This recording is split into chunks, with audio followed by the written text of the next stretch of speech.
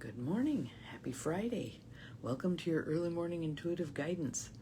I'm Dr. Bonnie Nussbaum, here with some words of wisdom to start your day off well and give you something to think about and talk about during the course of the day.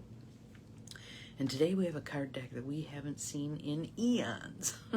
So it seems recently a fair number of decks that had not been presenting themselves are now starting to do so again. Good morning, Abigail. Welcome. Glad you are here. So it's the Earth Warriors deck from Alana Fairchild, she of the Kuan Yin fame.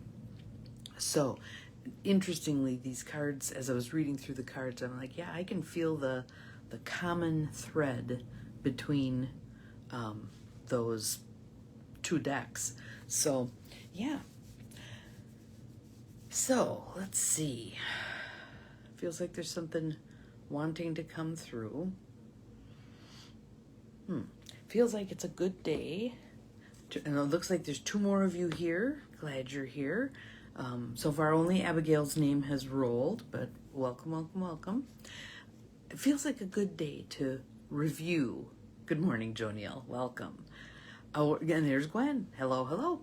We're invoking of divine right timing and divine right order, because today's card kind of mirrors that. Good morning, Ruth Ann. Welcome. Glad you are here. So, yes. So, I think we'll start with, first it feels like I need to show you the cover of the card deck, just because it is so beautiful. Good morning, Beth. Glad you're here. Welcome, welcome. I mean, that to me is diversity right there. And inclusion. All those things. Beautiful. So let's start with our 4 statements. Good morning, Angie. Welcome. Thank you for the sunshine. Our 4 statements for invoking divine right timing and divine right order. And we'll do call and response, and then we'll move on to our card for today. So, today the divine will show me the way. I am open to all signs and messages. Good morning, Maureen. We're just running over our divine right timing and divine right order statements. The perfect steps are already picked, and I am guided to them. Moving through the world open to constant help gets easier and easier with practice. How are those feeling to you now? Now that we're not doing them every day, but you're hopefully living them every day, and maybe picking one per day to think about and bring into your world more and more. Thank you for the sunshine. I appreciate it. I think today is going to be our last warm day, and then the polar vortex is due, and it's going to drop about 20 degrees. What fun. So, let us start with a little tapping. Good morning, Nancy. Welcome, welcome, welcome. Some breathing. We're up to my favorite number 8 of you on live right now. In through the nose. Out through the mouth. And this is a little longer card. It has 3 sections to it, including a healing section. In through the nose. Out through the mouth. And one more. In through the nose. Out through the mouth. And the subtitle on the Earth Warriors deck is Empowering the Sacred Guardians and Inspired Visionaries. So I'll show you again the cover of the card deck. I like the phases of the moon off on the one side and the sun on the other side, and the waters. We have the waters and the young person, the maiden, the crone. We've got it all. Love it, love it, love it. Good morning, Mel. Glad you're here. Welcome. So our card for today, which also shows the phases of the moon and a beautiful owl and an indigenous person, Amawata, Sage of Higher Knowledge. Amawata, Sage of Higher Knowledge. So let's see what that has to tell us. One more breath. Let it go. And again, in true Alana Fairchild fashion, these are a little longer cards, but hang in there with me. This is good. Sage of higher knowledge. Seek what feels true, even beyond the logical. If something doesn't feel right, challenge it and dig deeper. Educate and inform yourself on matters of importance to you. Trust that your mind is strong and bright enough to do this. How many of us have been told stuff about that compromised our belief in ourselves in terms of our intellect or our visionary abilities, etc., etc.? Most of us probably. Let's see. Enhance your self-esteem by searching for information and trusting your intuition to help you discern what is useful and true. Have faith in your mental abilities. How many people say, well, I'm not good at math, or I'm not good at figuring things out, or I just want someone to tell me what to do? Have faith in your mental abilities. If others have criticized you or made you feel inadequate in understanding, cast that off as belonging to the past and not relevant to you now. I like that idea. Cast it off. Doesn't belong to you anyway. It was something someone imposed upon you. You will become immune to manipulation by others who may be convincing but not necessarily accurate or helpful. Trust the power of your mind to receive and recognize the answers you need. You will find your way. So this part is called inner reading. Test all opinions, advice, research, and alleged facts according to your intuition and instinct. Discern that which is helpful and that which is better cast aside, even if just for a time. Seek information and assistance from those who you feel can assist you, and yet place no human advisor above the ultimate divine authority which guides you on how to proceed through a deep inner knowing. It's an inside job. It's an inside job. No gurus necessary. There is always new information beyond existing boundaries of thought, which is why I think we're working so much right now to expand beyond the self-imposed limitations we've placed. We simply need to be open and willing to receive it with patience, discernment, and trust in the greatest guiding power. The Oracle of Amuada comes to you with guidance that an answer is coming, an important piece of information. When you are centered in your heart, you will recognize it for what it is and know how to proceed. So here's Amuada again. The next part is called spiritual guidance. Amuada translates as wise one or master in the family of Quechua languages, the main language family spoken within the Incan Empire. In the Incan Empire, Amuada was an honorific title given to teachers and people of nobility. It's an inside job, no gurus needed. Yes, yes, yes. Thank you for posting that. Let's see here. This word holds the power of reverence for that from the past which holds value in the present moment. There is a lot of past stuff that doesn't remain relevant, and people right now are working to let that go, to cast that off. It no longer fits. I was thinking about a song I think it was from the 60s, Sylvia's Mother. Maybe it was from the 70s. But I was hearing the lyrics in my head and realizing everything has changed.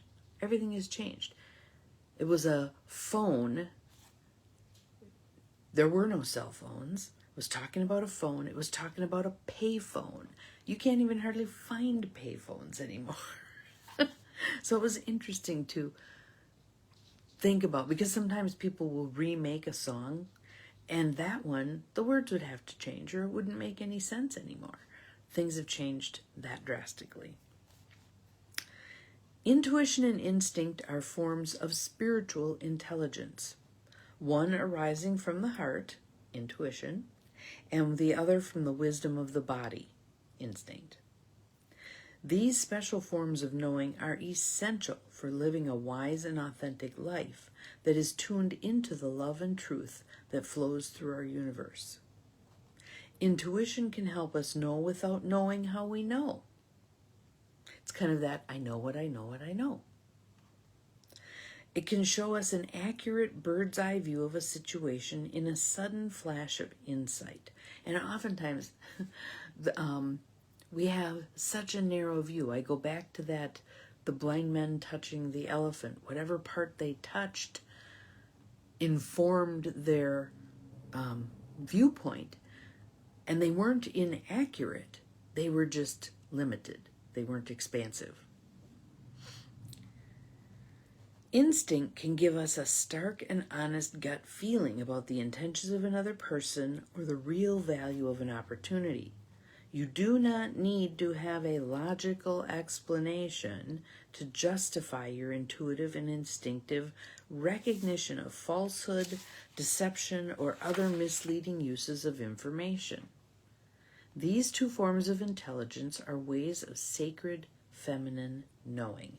You got it. That's the song right there. I'm not sure why that one was going through my mind recently, but yeah, it was.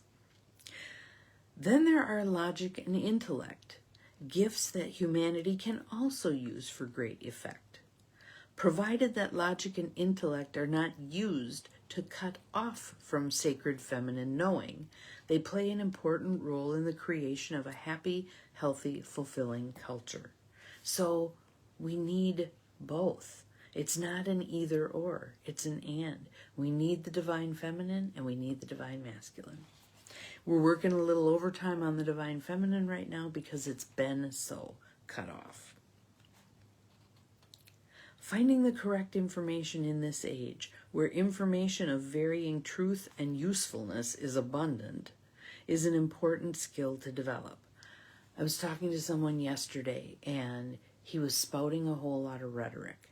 And unfortunately, it pushed my button in terms of, oh my God, how can you believe this? But also, there was a part of me that was able to step back and look at this and go, wow, look how entrenched those beliefs are. And I certainly knew I wasn't going to disabuse him of the beliefs he had, nor was it my job to do so. But it was quite eye-opening to see that there's still people believing what he's believing. So, going back to the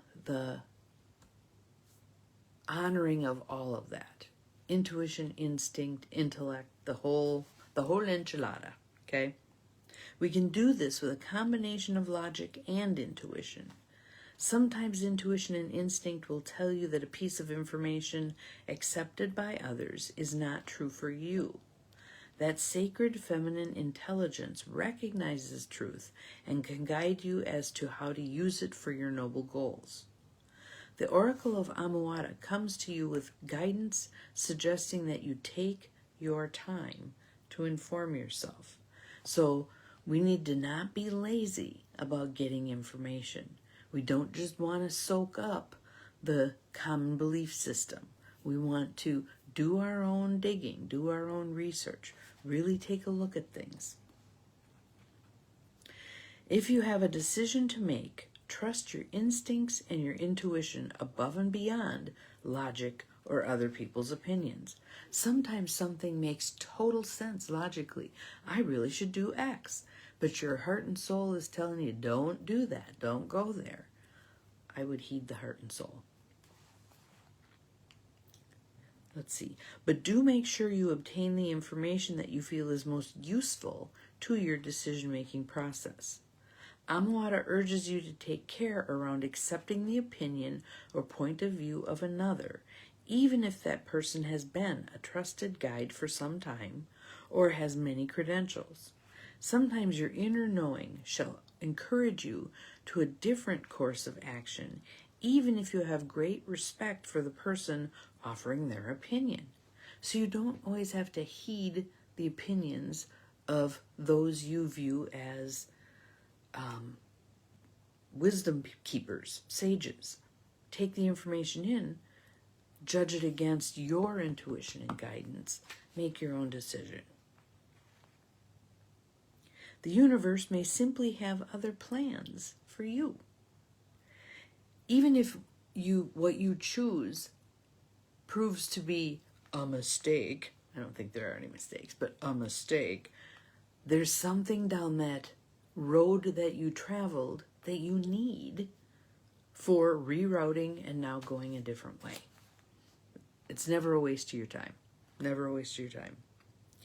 If you have ever been put down, judged as not being clever enough, or your intellect has been worshipped and encouraged at the expense of the intuition of your heart, the Oracle of Amawata comes to you with a message of healing relief. There are many ways of knowing. If one of you would put that in our feed, I would love that. There are many ways of knowing. And we really have cut off the divine feminine ways of knowing and lifted up the divine masculine ways of knowing. And we've lost a lot in doing so. It's good that we are making the modification now. There are many ways of knowing, and we are all unique in our particular combinations of intellect, instinct, intuition, and insight. You have been created exactly as you were meant to be for sacred purpose. The judgments of others, for better or worse, are meaningless. Wow. Think about that. How much time have we, over the course of our lifetimes thus far, tilted at, thank you for that, Abigail, I appreciate it, tilted at, swayed toward, well, what are other people thinking? How do I accommodate what they're thinking? All the things. It's meaningless. It's meaningless. The judgments of others, for better or worse, are meaningless. What matters is that you find your own best way of seeking truth, honoring when something does not feel right and moving forward when something rings true. So here's the healing process. If you can find a spot to get relaxed, close your eyes, take some nice deep breaths, and we're going to do call and response on this short prayer. I call upon the grace of unconditional love and the truth of the divine mind to empty and cleanse my mind and my emotional body from fixed opinion, half-truths, and deceptions.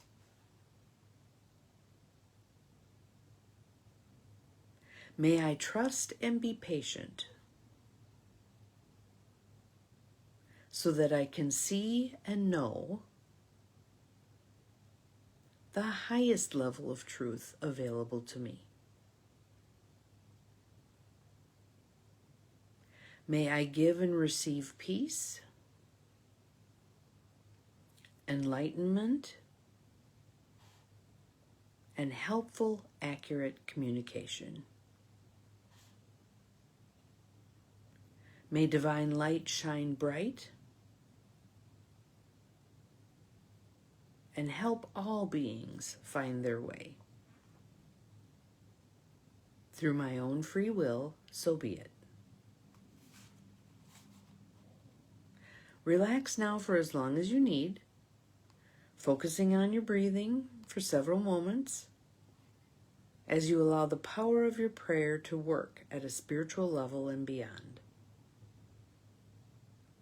Allow yourself to become empty and still and go into as deep a relaxation as possible for as long as feels good to you. You have completed your healing process. Pretty cool card, huh? I'll show it to you again. What do you note in this card? For me, I'm very focused on the owl, and I'm very focused on the feathers and the rainbow. Awesome, awesome, awesome. Good morning, Trudy. Glad you are here. We are just finishing up, but it will be posted in about 2 seconds. So I hope you all have an amazing Friday. Take some time to ponder this. Take some time to think about how well you utilize your intuition and your instinct, as well as your intellect. I'll see you again tomorrow. Remember, you're capable of far more than you think you are. Bye-bye.